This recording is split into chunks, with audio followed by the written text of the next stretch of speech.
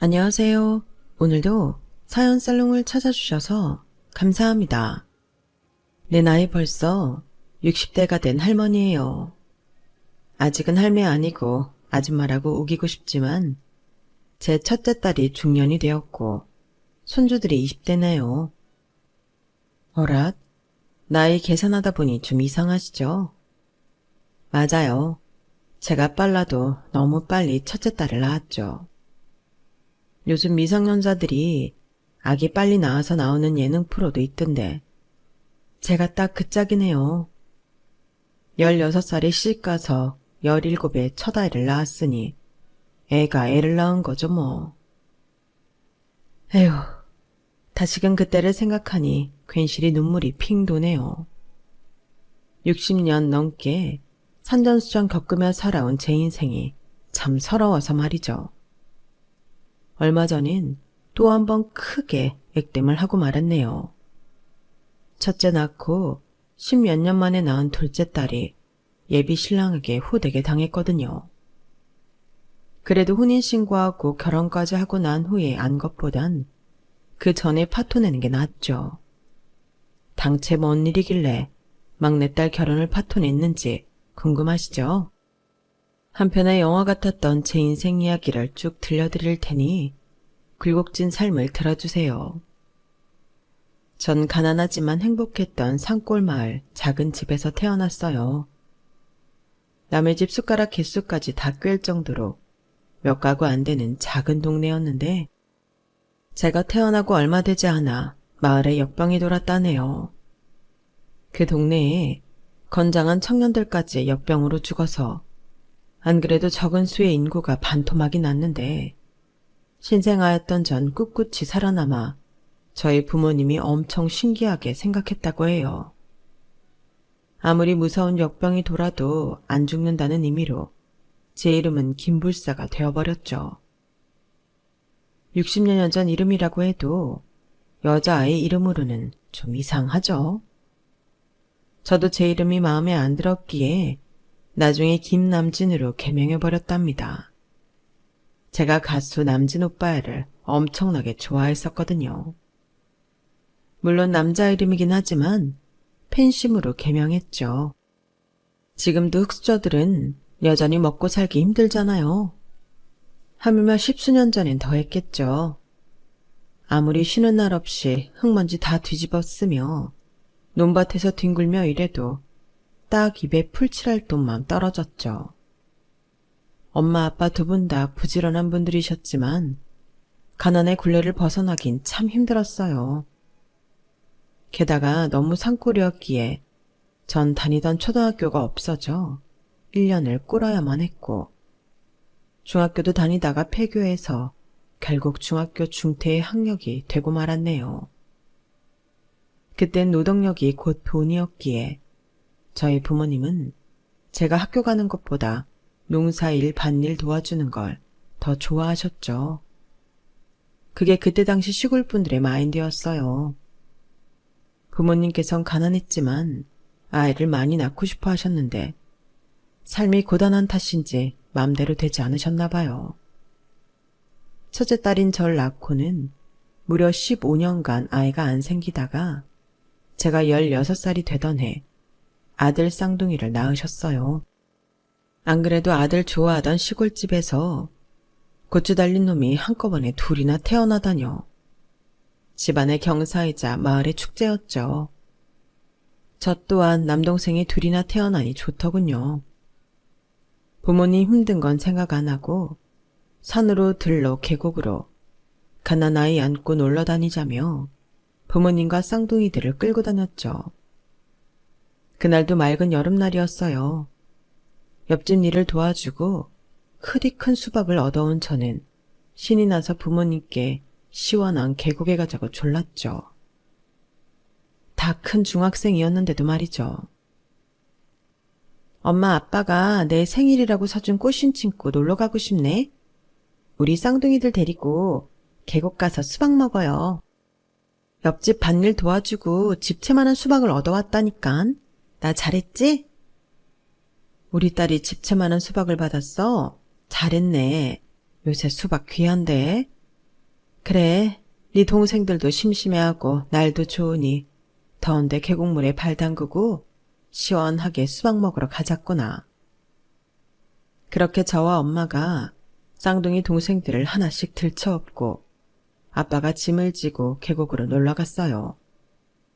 우리 식구가 깊은 계곡물에 발을 담그자마자 맑았던 하늘이 언제 그랬냐는 듯 갑자기 먹구름이 끼더니 소낙비가 내리기 시작했어요. 엄청난 속도와 양으로 비가 내리자 계곡물은 순식간에 불어나더군요. 맑고 청아하게 느껴졌던 계곡은 이내 시커먼 악마가 되어 우리 식구를 집어삼키고 말았죠. 얼른 빠져나오려 발버둥을 쳤지만 전 발을 헛디뎌 물속으로 빠지게 되었고 아빠가 잠수에 제 몸을 들어 올려줘서 가까스로 밖에 나무를 잡고 버틸 수 있었죠. 그런데 아빠가 물속에서 나오지 못하고 버둥대고 있자 안 되겠는지 엄마는 나무를 붙잡고 서 있던 제게 본인 등에 엎여있던 쌍둥이 동생을 맡기고는 아빠를 구하러 들어갔어요. 그때 급속도로 흘러가던 큰 나뭇가지에 엄마가 머리를 맞고는 쓰러졌고 계곡물에 그대로 휩쓸려가고 말았죠. 여전히 물속에서 나오지 못한 아빠도 엄마와 함께 휘리릭 눈앞에서 사라졌어요. 저라도 물속에서 입수하여 부모님을 꺼내고 싶은 심정이 굴뚝 같았죠. 내 눈앞에서 단 몇 초 만에 엄마 아빠가 떠내려가자 정신이 하나도 없더군요. 엄마 아빠, 야 미친 하늘아, 비 좀 그쳐라. 우리 엄마 아빠 다 죽는다. 어떡해, 나 몰라. 살려주세요. 우리 엄마 아빠 좀 살려주세요. 쌍둥이들아, 우리 이제 어쩌면 좋니? 동생들도 제 품에서 너무 놀라서 세상이 떠나가라 울고 있었죠. 다행인지 어쩐지 몇 시간 뒤 하산하던 등산객 무리에 의해 저와 저한테 매달려 있던 쌍둥이 동생들은 구조되었어요. 엄마 아버지는 저 아랫마을에서 개울가에서 싸늘한 시체로 발견되고 말았죠. 다 제 탓인 것만 같았어요. 엄마 아버지요. 내가 계곡에 놀러 가자고 하지만 않았어도 이런 일은 벌어지지 않는 건데 내가 미친년이지. 내가 살인자야. 엄마 아빠, 나랑 동생들은 앞으로 어떻게 살아가요? 그날의 강한 비와 홍수에 사고로 죽은 사람이 저희 부모님 말고도 그 마을에 3-4명이 더 있었기에 합동 장례식을 치렀죠. 마음 같아선 나도 저 관짝에 들어 눕고 싶었어요. 부모님 없인 살아갈 용기가 안 났거든요. 그래도 깽깽 울고만 있던 우리 쌍둥이 동생들을 위해서는 제가 있어야만 했죠. 마치 엄마처럼 쌍둥이들에게 모든 걸 다 해줘야 했거든요. 정신없이 장례를 다 치르고 우리 가족과 친하게 지내던 옆집 할머니가 하나 제안을 하더군요. 불사야, 너 건너마을 땅 부자인 정간에 알지? 돈 많기로 유명하잖아. 그 부잣집에서 살지 않을래? 네? 할머니, 갑자기 그게 무슨 말씀이에요? 나랑 쌍둥이들 다 그 집 가서 살으라고요? 입양이라도 가란 말이에요? 아니, 너 혼자 말이야. 쌍둥이들은 내가 키워줄 테니 너 혼자 그 집 가서 잘 먹고 잘 살란 말이다. 그 집 부모가 장례식장에서 우연히 널 보고 마음에 들었나 봐. 나한테 너 태어난 날 시를 묻더니 사주를 받는지 자기 아들이랑 찰떡궁합이라면서 널 데려가고 싶어 한단다. 네가 아들이랑 결혼해주면 네 쌍둥이 동생들 잘 먹고 잘 살 수 있게 돈도 많이 준다는데. 지금 제 나이에 시집을 가란 말이에요? 아니 조선시대도 아니고 16살에 시집을 가는 경우가 요즘 어딨단 말입니까? 할머니는 남한테 내 사주는 왜 져가지고 긁어 부스럼을 만들어요. 됐어요. 안 가요. 야, 너 어차피 돈도 없는데 동생들 돌보느라 똥구멍이 찢어지게 가난하자녀. 중학교도 더 이상 못 가고 말이다. 너 하나 희생하면 쌍둥이 아가들이 고깃국에 밥 말아 먹을 수 있을 정도로 큰 돈을 준다는데 그거 하나 못하냐? 네가 계곡물 가자고 해서 네 애미애비 다 죽여놓고 이제 와서 동생들 나 몰라라 할 거야? 아니, 할머니는 뭔 말을 그렇게 심하게 해요? 당장 집으로 돌아가세요. 여기서 나가라고요. 흥분해서 옆집 할머니를 내쫓긴 했지만 그날 이후로 할머니의 제안이 계속 머릿속에 맴돌았어요. 나 하나만 희생하면 우리 쌍둥이들이 따순밥에 고깃국 먹으며 호강할 수 있다니 까지 시집 가버릴까? 하는 생각이 떠나질 않았죠. 며칠 후 할머니의 제안을 수락했고 일은 일사천리로 진행되었어요. 제 나이 16살에 이름도 얼굴도 모르는 건너마을 남자한테 시집을 가게 된 거예요. 결혼식 날 처음 남편을 보게 되었는데 키는 150이나 될까 말까? 아주 왜소한 사람이었어요. 그날 알게 된 사실인데 몸이 아주 허약해 다 죽어가게 된 아들과 제 궁합을 봤는데 점쟁이가 저와 결혼하면 아들 생이 연장되어 70살까지는 무병장수할 수 있다고 했다더군요. 근데 그 점쟁이가 돌팔이었나 봐요. 저와 결혼해서도 남편은 어째 시들시들 맥을 못 추더이다. 시모는 구박을 하기 시작했죠. 야, 널 돈 주고 사기 위해 얼마를 투자했는지 아냐? 네가 우리 아들하고 결혼하면 아들이 무병장수에 살 수 있다고 해서 거금을 들여 데려왔건만 어째 우리 아들 건강이 더 나빠지냐? 밤에 너무 기 빨아들이지 말아라. 내 아들 참는다. 어머님, 남편이 저 허약한 몸을 이끌고 맨날 시내로 나가 외박하고 밖으로만 도는 거 다 아시면서 제 탓을 하시나요? 제가 무슨 흡혈귀도 아니고 남편 기를 빨아들인다고 자꾸 구박하시는 거예요? 백날 첫날 그런 말 듣는 것도 지겹다고요. 시댁살이가 버거웠던 이유 중 또 하나는 증조 할머니까지 총 17명이나 되는 집의 살림을 저 혼자 거의 다 해야 했다는 거예요. 부잣집이라고 해서 시집 왔건만 생각보다 초라한 집이었고 그나마 있던 한두 명의 머슴과 식모를 며느리인 제가 들어오니 다 쫓아내더군요. 17명 식구의 살림살이를 어린 제가 혼자 하기란 너무너무 힘이 들었어요. 제 인생 통틀어 그때가 가장 힘에 부쳤던 시기였던 것 같아요.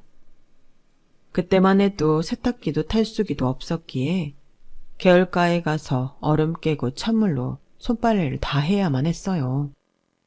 17명이 하나씩만 내놔도 17개의 빨래인데 동상이 걸렸다가 조금 나았다가 다시 걸리곤 해서 겨울이 지나자 제 손은 군데군데 보라색으로 변해버리더군요.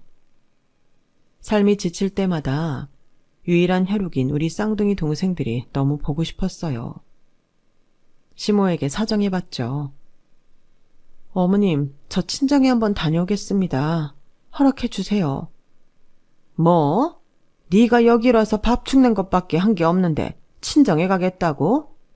점쟁이가 네가 우리 집에 들어오면 우리 아들이 무병장수한다고 해서 큰 돈 주고 사왔다고 했잖아. 어디서 네 멋대로 갖고 오고 한다는 거야? 제가 이 집 노예로 들어왔나요? 전 식모도 머슴도 아닌 며느리라고요. 엄연히 가족인데 이렇게 온 식구가 합심해서 부려먹기만 하고 사람 대접도 안 해주니 이 집에서 살고 싶은 마음이 생기겠습니까? 저도 사람입니다. 진짜 너무들 하네요. 울고불고 하니 친정 동생들 보러 보내주더이다. 내가 이 집에 시집와서 손발 동상 다 걸리며 희생한 대가로 우리 귀여운 쌍둥이 동생들이 옆집 할머니 밑에서 잘 크고 있다면 그걸로 만족할 수 있었어요. 할매요, 우리 쌍둥이 동생들 보러 왔어요. 내 동생들 다 어디 갔나요? 낮잠 자고 있나요? 아이쿠 깜짝이야. 네가 왜 갑자기 온 거야? 그 집 시모가 보통 성격이 아닌데 널 순순히 보내주대? 울고불고 매달렸죠 뭐. 근데 내 동생들 어딨어요? 네 쌍둥이 동생들 좋은 곳으로 입양 보냈다. 다 늙은 내가 키워주는 것보다 100배 더 잘 키워준다는 서울 젊은 부부에게 보냈어. 걱정 안 해도 된다. 아마 따순 밥에 고깃국 먹으면 쑥쑥 자랄 거다. 순간 머릿속이 하얘지더군요. 하나뿐인 내 핏줄들. 이 세상의 가족이란 오직 내 쌍둥이 동생들 뿐인데 서울로 가버리다니 충격이었죠. 왜 이런 방구도 없이 서울로 보내요? 우리 시모가 내가 시댁 가서 사는 조건으로 할매한테 큰돈 줬다던데 그 돈 다 어디 갔어요? 내 동생들은 또 어디로 보냈고요? 당장 주소 내놔요. 까막눈인 내가 주소 알아봤자 뭐하겠냐. 그냥 서울 부잣집이라고 해서 보냈으니까 아무 걱정 말라더라. 너도 이제 쌍둥이들 있고 살아라. 원래 여자는 시집가면 그 댁에 뼈를 묻어야 하는 법이다. 얼른 시댁 가서 살림이나 해. 어디 새댁이 대낮에 이렇게 돌아다니냐? 뭐라고? 이 미친 할매야. 당신 노망 났어? 우리 가족을 강제로 갈라버린 파렴치한 같으니라고. 당신이 뭔데 마음대로 내 동생들을 빼돌리고 중간에서 돈을 뺏어가? 아, 내 동생들아. 대체 어디로 가버린 거냐? 이 미련한 누나를 용서해다오. 전 화가 머리끝까지 나서 그 미친 할매네 집 살림살이를 다 부수고 돌아왔어요. 이미 엎어진 물에 제 어리석음을 탓할 수밖에 없었죠. 다 꼬부랑진 미친 할매 말을 믿다니. 내가 성공해서 서울 가면 반드시 내 동생들을 찾을 거야. 다짐하고 또 다짐했죠. 애끓는 마음을 안고 터덜터덜 또 지옥 같은 시댁으로 돌아올 수밖에 없었어요. 이곳이 내가 속한 집이었으니까요. 웬일로 남편이 집에 들어와 있었어요. 너무 왜소하고 연약한 사람이 뱀눈을 부라리며 제게 따져 묻더군요. 감히 여편네가 지금껏 어디서 뭘 하다 늦게 들어와? 집구석에서 살림이나 해야지. 우리 집 개판 난 꼴 안 보여? 나 없이 이 집안이 여태껏 어떻게 돌아갔대요? 17명이나 되는 식구들이 나한테만 일 시키는데 아주 죽겠습니다. 남편이란 사람은 맨날 밖으로만 돌고 시어머니는 며느리인 나만 못 잡아먹어서 안달이고 나도 정말이지 이놈의 집구석에서 나가고 싶다고요. 뭐야? 그럼 나가버려라 이년아. 그놈의 점쟁이 때문에 괜한 돈 써서 널 데려왔는데 하등에 도움도 안 되는 년 같으니라고. 밥만 축내는 년. 남편에게 이렇게 구박만 받으니 너무 서러워 에라 모르겠다 하고 시댁을 나왔어요. 다시금 내 부모님과 함께 살던 폐허가 된 집으로 기어들어갔죠. 그나마 가장 따뜻한 곳을 골라 잠을 청하고 이튿날 대낮이 되어서야 시댁으로 돌아갔어요. 제가 대문에 들어서자 웬 대야가 저에게 날라오는 게 아니겠어요? 시모의 고성과 함께 말이죠. 와장창 다 깨지는 소리가 나더니 야 이년아, 너 때문에 우리 아들이 죽었다. 네가 잔소리하고 나가는 바람에 우리 아들이 열받아서 술집 찾아 나섰다가 발을 헛디뎌 큰 바위에 머리 부딪히고 뇌진탕으로 죽었다고. 다 2년 때문이다. 아이고 내 팔자야. 이 내 아들 잡아먹은 년 같으니라고. 당장 내 눈앞에서 사라져. 네가 있으면 필시 우리 집까지 잡아먹을 게 뻔하다. 내 아들, 불쌍한 내 아들아. 너무도 허무하게 전 시댁에서 쫓겨나고 말았어요. 남편 시신 한번 못 본 채 큰 잘못이라도 한 듯 간단한 짐만 대충 싸서 얼른 나가야 했죠. 짐을 부여잡고 눈물 범벅이 되어 폐허가 된 친정으로 향하는데 이상하게 속이 미식미식했어요. 싸늘한 친정집 앞에 와서 그때까지 먹은 걸 다 토하고 말았죠. 상황이 상황인지라 체하든지 말든지 상관도 안 하고 얼른 집을 다시금 사람이 살 수 있는 공간으로 치워야 했어요. 그렇게 정신없이 치우고는 산에서 나무 몇 개를 해와 장작불을 지피고 몸을 녹였죠. 몸이 따뜻해지자 또다시 구토가 시작되었어요. 이상하다. 왜 이러지? 생각해 보았더니 생일을 할 날짜가 지났는데 안 하고 있더군요. 설마란 생각도 있었고 무섭기도 해서 병원 가기를 미루고 있다가 그 후로 점점 아랫배가 단단해지더니 점점 불러오더군요. 임신이었어요. 남편 죽은 날 임신 사실을 알게 된 사람이 과연 몇이나 있을까요? 그냥 모든 게 무섭더군요. 돈 벌 줄도 몰랐기에 그때까지 먹는 건 산에서 나물이나 대충 캐서 익혀서 먹고 살았는데 더 이상은 안 되겠더라고요. 그래, 내 아기는 내가 지켜야지. 돈을 좀 모아서 아기 키울 대비를 해야겠다. 읍내까지 나가서 구인 광고가 나온 신문 하나를 얻어왔어요. 시골집에서 버스를 타고 가면 닿는 곳에 교도소가 있었는데 그곳 직원 식당에서 아줌마를 구한다더군요. 아직 배가 많이 나온 건 아니니 어벙벙한 옷을 입고 임신 사실을 숨기고는 교도소 직원 식당에 취직했죠. 물론 이력서 안에 나이도 20살이라고 적었어요. 실제 나이와 임신 사실을 숨긴 채 일하는 것이니만큼 남들보다 더 열심히 일했어요. 혹시나 비밀이 밝혀져서 잘릴까 봐요. 그렇게 난생 처음 월급이라는 걸 따박따박 받아봤네요. 나와 내 아기가 살 수 있는 토대가 마련되고 있다는 사실에 감사하고 또 감사했죠. 하루 2끼 정도 먹는 걸 제외하고는 한 푼도 안 쓰고 다 모았어요. 통장 잔고를 볼 때마다 뿌듯하더군요. 그렇게 열심히 하는 절 보고 한 신입 교도관이 관심을 갖기 시작했어요. 보통 체격인 남자 교도관이 제가 배식하는 반찬을 먹고 또 와서 또 먹고 또 오고 반복하더군요. 음식을 잘 드시나 봐요. 매번 참 잘 드시네요. 체하는 한이 있더라도 불사시 한 번이라도 더 벌어 계속 먹는 거죠. 언제 퇴근하세요? 저랑 비슷하신 것 같은데 이하 빵집에라도 가서 제가 빵 사드릴게요.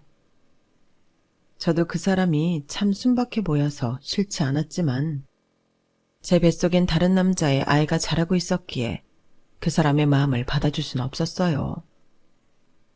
이건 비밀인데 전 곧 떠날 사람이에요. 돈 벌기 위해 윗분들한테 말씀 안 드리고 열심히 일하는 것 뿐이에요. 혹시라도 저한테 관심 두지 마세요. 제 사정 아시면 정 떨어지실 거예요. 어디로 멀리 떠나시나 봐요. 지금 불사씨 옆에 다른 남자가 있는 건 아니잖아요. 그거면 됐어요. 저한테 마음 열릴 때까지 기다릴 거예요. 이따 빵집에서 꼭 한번 만나서 1대1로 대화 나누고 싶어요.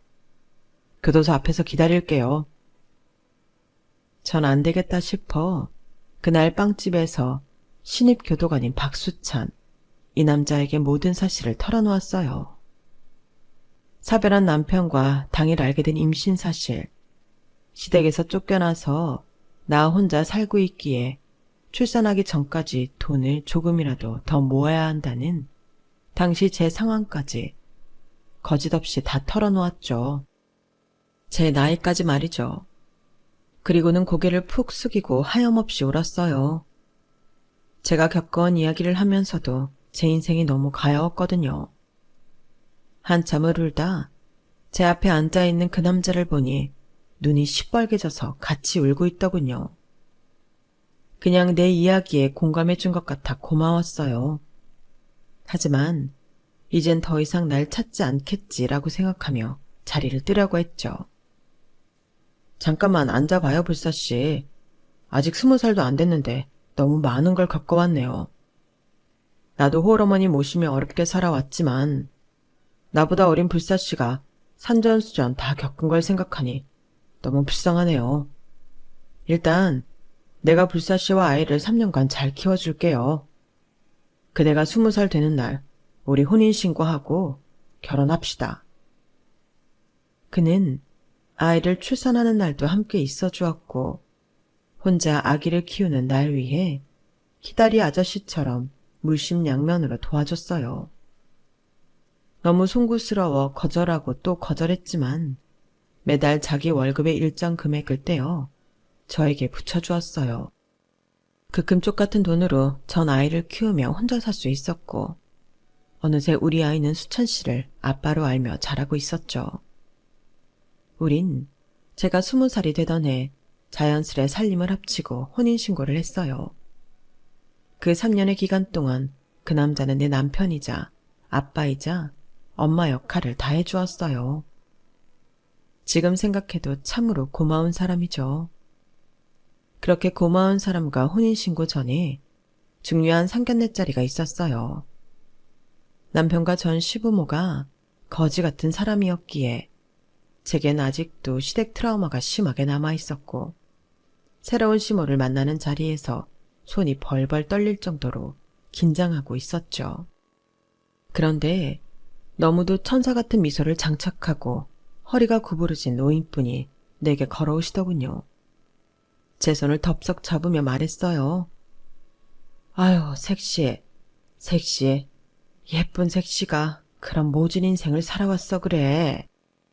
내 마음이 다 아리는구먼. 이 아이가 그 예쁜 미연이라는 아이로구나. 이제 앞으로 나에게 친할머니라고 부르렴. 우린 한 가족이니까 말이다. 라는 말과 함께 제 딸아이까지 꼭 안아주시더군요. 저희 첫째 딸도 좋았는지 시모 품에 안겨 애교까지 부리더군요. 가슴이 뭉클했어요. 남편 딸이 아닌 걸 다 알고 계시면서도 저렇게 잘해줄 수 있다니 제 친부모님같이 느껴지더군요. 어머님, 진작 찾아뵀어야 하는데 죄송합니다. 제 딸한테까지 이렇게 잘해주셔서 감사해요. 고맙습니다, 정말. 초혼이었던 남편에 비해 그때 당시 저의 상황이 너무 비루하다고 느껴져서 자신이 없었는데 남편과 시모가 잘해주니 몸둘 바를 모르겠더군요. 결혼식은 생략하고 혼인신고하며 함께 살았죠. 그 후로 몇 년간 시모를 모시고 살며 진정한 가족의 정을 느낄 수 있었어요. 가난한 집이었기에 시모에게 아이를 맡기고 저도 일자리를 찾아 다시금 일해야 했어요. 몸은 고단했지만 마음만은 풍요로운 때였던 것 같네요. 시모가 기역자로 꺾인 몸을 하시고는 웬만한 살림을 다 해주시려고 노력하셨거든요. 맞벌이하는 저희 부부 피곤할까봐 주말이면 깨우지도 않고 말이죠. 진짜 천사가 따로 없었죠. 그렇게 구름 위의 삶을 한 2년 정도 살았나? 이제 돈도 조금 모아놨으니 슬슬 둘째를 갖기 위해 노력하고 있었어요. 이 사람의 아이를 꼭 낳아주고 싶었거든요. 그런데 운명은 절대 계획대로 되지 않더군요. 그렇게 순둥순둥 하셨던 시모가 눈빛이 흐려지더니 완전히 다른 사람으로 변하고 맙니다. 그날도 시모와 저 딸, 이렇게 셋이 목욕탕을 가려던 참이었어요. 평소에 화도 잘 안 내던 시모가 갑자기 길에 서 있는 리어카를 발로 뻥뻥 차며 뭐라고 따지고 드는 거예요. 대체 무슨 말인지도 모를 말을 하며 언성을 높였죠. 전봇대에 부딪히기도 하고 넘어져서 다치는 일도 잦았어요. 예산일이 아니라고 여겨져서 시모를 당장 병원에 모시고 갔죠. 결과는 치매였어요. 먹고 사느라 시모의 건강까지 챙기지 못한 죗값을 이렇게 받는구나 싶더군요. 남편한테 시모가 치매라는 사실을 털어놓으며 엉엉 울었어요. 미안해요, 여보. 내가 이렇게 고마운 어머님 잘 챙기지 못해 치매가 와버렸네. 어떻게 울었니? 불쌍해서 어떡해. 자기는 할 만큼 했지 뭐. 하늘이 그런 병을 내려준 걸 우리가 뭘 어쩌겠어. 앞으로 가시는 날까지 잘 돌봐드릴 수밖에. 당신 죄책감 갖지 말어. 전 그날로 다니던 식당을 그만두고 전업주부가 되어 시모의 치매간병을 시작했어요. 약을 먹었는데도 시모의 치매 증상은 급속도로 악화되더군요. 천사에서 악마로 변해버린 시모를 방어하기도 참 힘들었답니다. 어떻게 사람이 그렇게 변하는지 놀라울 따름이었어요. 원래 식탐이 없던 분이었는데 본인 방에서 밤새 똥칠갑을 하고는 그 몸으로 거의 기어나와 냉장고 문을 한동안 열어놓은 채 안에 음식들을 개걸스럽게 먹더군요. 분명 새끼 잘 차려 들었는데 말이죠. 조금은 무섭기까지 했어요. 하지만 애 딸린 호러미인 절 며느리로 받아주시고 저희 딸아이를 친손주 마냥 예뻐해 주셨던 시모의 정성을 잊을 순 없었어요. 지난 인연에 대한 보답을 그 후 무려 7년의 세월에 걸친 정성스러운 간병으로 해드렸죠. 7년간 힘들어서 울기도 많이 울었어요. 그럴 때마다 남편이 너무 미안해하며 제가 제일 좋아하는 시장 도나스를 사다 주더군요. 지금도 우리 가족은 도나스를 먹을 때면 그때 얘기를 하며 추억에 젖기도 한답니다. 당연히 교도소에 출근 안 하는 날엔 본인 엄마 간병을 도맡아 다 했죠. 남편도 고생이 참 많았어요. 단 한순간도 맘 놓고 쉴 수 없었을 테니까요. 그렇게 7년이 지난 어느 여름, 시모가 잠에서 깨지 않으시더군요. 엄니, 밥상 가져왔으니 일어나서 저랑 같이 한술 뜨셔요. 엄니 가장 좋아하시는 귀한 보리굴비 구워왔어요. 차가운 녹차도 준비했으니 밥 말아서 같이 맛있게 드십시다, 엄니. 제가 아무리 깨워도 시모는 일어나지 않았고 구급차를 불러 응급실로 갔으나 이미 돌아가셨다고 하더군요. 아이고, 엄마, 우리 엄마. 벌써 가시면 안 돼요. 우리 가족은 어찌 살라고요. 전 차가운 병원 바닥에 털썩 주저앉아 엄마를 외쳤어요.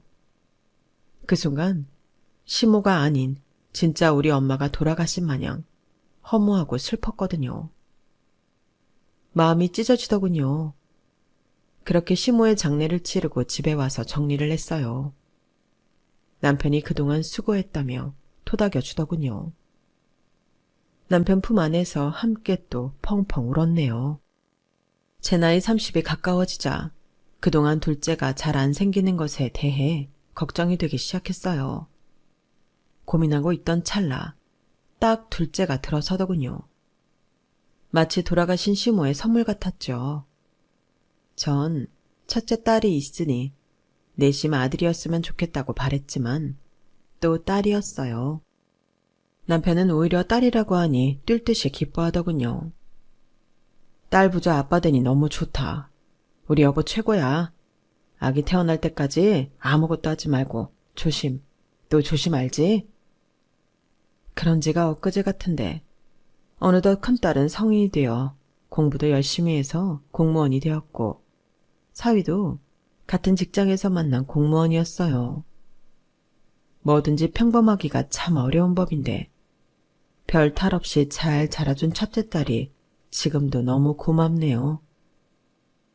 첫째를 제 나이 17살에 낳고 둘째를 31살에 낳았으니 둘의 나이 차이는 14살이었죠. 둘째가 갓난아이일 때 이미 첫째는 중학생이었으니 정말 엄마처럼 둘째를 잘 보듬어주고 키웠어요. 그런데 차분한 첫째와는 달리 둘째는 워낙 응석바지로 자라서 그런가 사고를 좀 많이 치며 천방지축으로 자라더군요. 여자아이라 더 걱정이 됐어요. 팔랑귀의 나쁜 친구들에게 잘 속아 넘어가기 일쑤였고 외모도 객관적으로 괜찮으니 늘 주변에 남자애들이 꼬이더군요. 그래도 대학교 잘 졸업하고 어린이집 교사가 되어 적은 월급이지만 꼬박꼬박 저축도 하더군요. 그렇게 잘 자라준 것이 천만 다행이라고 생각했어요. 어느덧 둘째 딸이 30이 되어 결혼할 남자가 생겼다고 하더라고요. 그동안 부모의 간섭이 싫어 남자친구 얘기도 잘 안 하던 막내가 저렇게 당당하게 말하는 걸 보니 진짜 시집갈 남자가 생겼나 보다 했죠. 우리 미래가 드디어 엄마 아빠한테 남친 공개를 하는 거야? 근데 결혼까지 생각한다고? 대체 어떤 남잔데? 청담동 사는데 나이는 나보다 8살 많은 38살이고 부모님 투자 사업 물려받으려고 경영 수업 중이에요. 또 본인 거라며 강남에 유명 매장이 새 들어있는 건물 보여주는데 건물 시세가 무려 780억이라네요. 투자회사 운영하는 만큼 현금도 엄청 많다고 하더라고요. 완전히 백마탄 왕자님이죠? 엄마, 아빠, 나 강남 사모님 되게 생겼어요. 엄마인 전 덜컥 겁부터 났어요. 그런 집안 자제면 같은 클래스의 며느리와 처갓집을 원하지 않을까? 그 집 시대거른들을 만나 뵙고? 당연하죠. 두 분 다 미국에서 박사까지 따신 분들이고 사업도 오래 하셔서 오히려 영어가 편하신 분들이더라고요. 교양과 기품이 넘치고 저도 며느리로서 굉장히 마음에 들어 하셨어요. 참, 남친이 이거 엄마 아빠 선물이라며 전해주래요. 딸내미 남친이 줬다는 선물은 바로 명품 스카프였어요. 애들 아빠한테 준 건 명품 벨트였고요. 이게 뭐야? 헤르메스? 아니 엄마, 에르메스라는 제일 비싼 명품 브랜드예요. 아, 불쌍한 우리 엄마. 명품도 잘 모르시는구나. 나야 뭐 루이비통 정도만 알지 딴 건 몰라. 이런 게 얼마나 하는데. 잘 모르긴 해도 수십만 원이겠죠? 이깟 천대기 한 장에 수십만 원이라고? 나 부담스러워서 싫어. 도로 갖다 줘. 에이 엄마, 도로 갖다 주면 더 없어 보이죠? 그냥 해요. 아빠도 벨트 그냥 차고 다니세요. 억지로 선물을 장롱에 넣어놓고는 한 번도 매지 않았네요. 제 머릿속엔 걱정만 가득했죠. 전 전업주부에 애들 아빠는 교도관인 평범한 우리 집안에 그 정도로 야단스럽게 부자인 사위가 들어온다고? 뭔가 좀 어색했어요. 하지만 진짜 우리 막내를 시집 보낸다는 전제하에 현실적인 대화를 나누었죠. 미래야, 너 모아놓은 돈은 좀 있어? 너도 결혼하려면 혼수는 제대로 해가야 할 거 아니야. 엄마 아빠가 모아놓은 돈까지 합쳐서 최대한 잘 해보내야 하니 통장 꺼내봐. 저 모아놓은 돈이 좀 있었는데 남친 회사에 투자했어요. 남친 집안이 운용하는 자산이 무려 3천억에 달하는데 이번에 큰 수익 날 투자처가 있어서 내가 모은 돈 다 그곳에 투자한 상태예요. 남친의 현재 상황 실시간으로 다 보여주고 있는데 벌써 수익이 상당히 났더라고요. 제가 6년간 어린이집 다니며 모아놓은 돈 6천만 원이 이미 1억이 된 거 있죠? 저보다 남편이 더 깜짝 놀란 듯 했어요. 뭐? 네가 여태껏 모아놓은 돈을 다 투자했다고? 한두 푼도 아니고 6천만 원을? 아니, 그렇게 큰 돈을 엄마 아빠한테 상의도 없이 남친한테 덜컥 줘버리면 어떡해. 여튼 상견례 날짜가 내일 모레라니 아빠가 직접 만나서 두 눈으로 확인해야겠다. 그렇게 혼란스러운 와중 상견례 날 아침이 밝았어요. 여느 날과 같이 TV를 틀어놓고 막내딸과 저희 부부는 아침을 먹고 있었죠. 무심히 TV 홈쇼핑 채널을 보던 제 딸은 갑자기 눈이 동그래지더군요. 어? 왜 홈쇼핑에 우리 시부모님이 나오시는 거지? 저기 무슨 투자 채널인가? 뭐? 저게 무슨 투자 채널이야. 홈쇼핑 채널에서 갈비 팔고 있구만.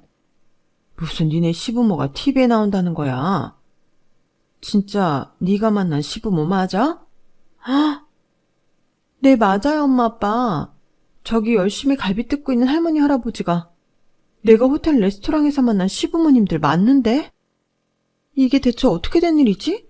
무슨 알바라도 하시나?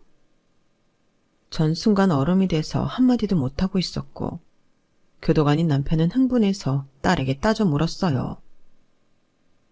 야, 수천억 자산가가 홈쇼핑 채널에서 갈비 뜯는 알바를 왜 하냐? 상견례 시간 좀 앞당겨봐. 여기서 괜히 결혼 파토 내면 우리 딸 돈 다 갖고 잠적할 수 있으니 최대한 자연스럽게 상견례 자리에 가자고. 그렇게 우린 저녁이었던 상견례 시간을 점심으로 당겨서 하기로 했어요. 두근거리지만 비장한 마음으로 상견례 장소로 향했죠. 예비사돈의 식구들은 멀리서부터 고상한 척하며 우리에게 다가오고 있더군요. 시부모들은 TV 홈쇼핑에서 봤던 무명 배우인지 뭔지가 맞았어요. 부동산만 780억짜리 갖고 있다던 38살의 사위가 우리에게 인사하더군요. 어머님, 아버님, 미래와 결혼을 약속한 김유람이라고 합니다. 만나 뵙게 되어 반갑습니다. 저의 얼굴을 제대로 확인도 안 하고 90도로 인사하는 예비사위에게 남편은 냅다 육두문자로 욕을 하더군요. 야, 이 새끼야, 뭐? 김유람? 너 김철돌 맞지? 네가 38살이라고? 내가 너 교도소 들락날락거리는 거 본 게 몇 번이고 네 나이 신상 다 아는데 어디서 사기를 쳐먹어? 너 올해로 50살 쳐먹었잖아. 사기 전과 11범이고 말야. 이 미친 새끼가 감히 내 막내딸을 건드려? 너 잘 걸렸다. 다시 콩밥 좀 먹어봐라. 딱 기다려.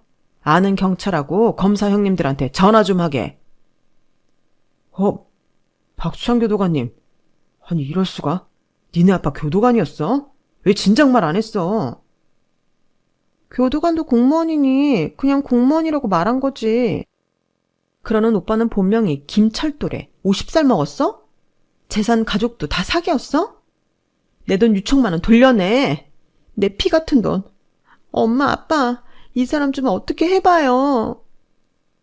분위기 파악하고 슬금슬금 내빼려는 그 연기자들까지 못 가게 딱 잡았어요. 그 사람들은 아무리 알바라지만 그 사람들도 똑같은 사기꾼들이라고 생각했기 때문이죠. 교도관 생활을 오래 해서 형사계 인맥이 넓은 남편 덕분에 그렇게 예비사위 사기꾼은 바로 깜빵으로 직행했죠. 다행히 우리 딸 돈 6천만 원은 아직 쓰지 않고 그 사기꾼 통장에 고스란히 있어서 다 돌려받을 수 있었고요. 송충이는 솔잎을 먹어야 하는 법인데 팔랑귀인 우리 막내딸이 된통 당해버렸네요. 진짜 그놈이랑 결혼까지 했다고 생각하면 등골이 선을 합니다.